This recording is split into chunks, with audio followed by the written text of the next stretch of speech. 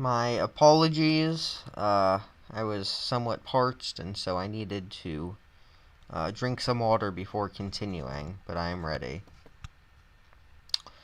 As I left off, of the settled determination to prosecute the war, there can be no doubt.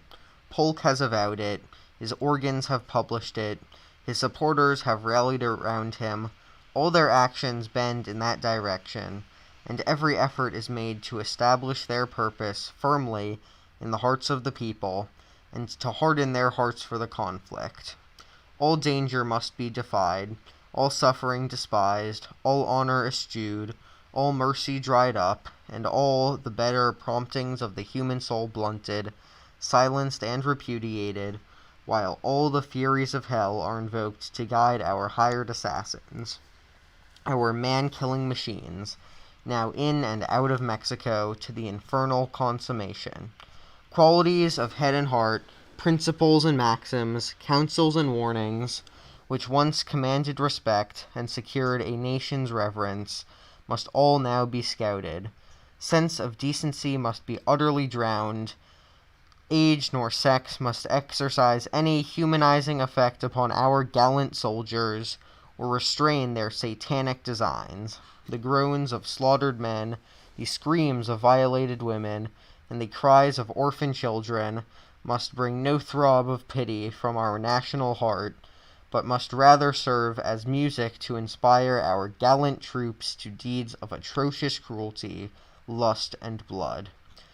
Their work is thus laid out, commenced, and is to be continued. Where it will end is known only to the great ruler of the universe, but where the responsibility rests, and upon whom retribution will fall, is sure and certain. In watching the effects of the war spirit, prominent among them will be seen, not only the subversion of the great principles of Christian morality, but the most horrid blasphemy. While traveling from Rothester to Victor a few days ago, we listened to a conversation between two persons of apparent gentility and intelligence on the subject of the United States' war against Mexico. A wide difference of opinion appeared between them, the one contending for the rightfulness of the war, and the other against it.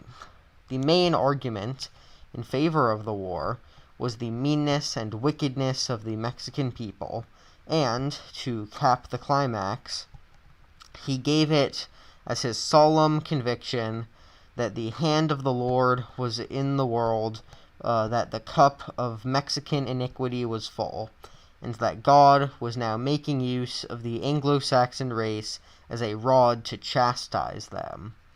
The effect of this religious outburst was to stun his opponent into silence. He seemed speechless. The ground was too high and holy for him. He did not dare reply to it, and thus the conversation ended. When men charge their sins upon God, argument is idle, rebuke alone is needful, and the poor man, lacking the moral courage to do this, sat silent. Here, then, we have religion coupled with murderous designs. We are, in the hands of the great God, a rod to chastise this rebellious people. What say our evangelical clergy to this blasphemy? That clergy seem as silent as the grave, and their silence is the greatest sanction of the crime. They have seen the blood of the innocent poured out like water, and are dumb. They have seen the truth trampled in the dust, right sought by pursuing the wrong, peace sought by prosecuting the war, honor sought by dishonorable means, and have not raised a whisper against it. They float down with the multitude in the filthy current of crime, and are hand in hand with the guilty. Had the pulpit been faithful, we might have been saved from this withering curse. We sometimes fear that now our case as a nation is hopeless. May God grant otherwise. Our nation seems resolved to rush in on her wicked career, though the road be ditched with human blood and paved with human skulls. Well, be it so, But, humble as we are, and unavailing as our voice may be, we wish to warn our fellow countrymen that they may follow the course which they have marked out for themselves.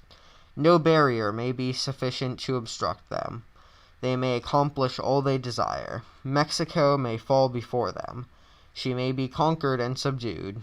Her government may be annihilated, her name among the great sisterhood of nations blotted out, her separate existence annihilated, her rights and powers usurped, her people put under the iron arm of a military despotism, and reduced to a condition little better than that endured by the Saxons when vanquished by their Norman invaders.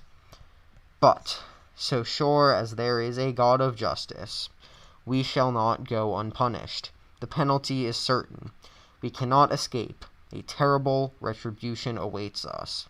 We beseech our countrymen to leave off this horrid conflict, abandon their murderous plans, and forsake the way of blood.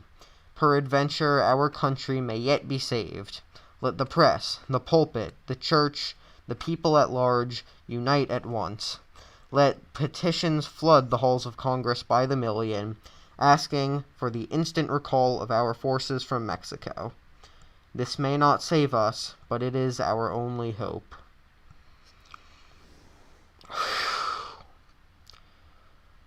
So, that was the North Star's editorial concerning the Mexican-American War.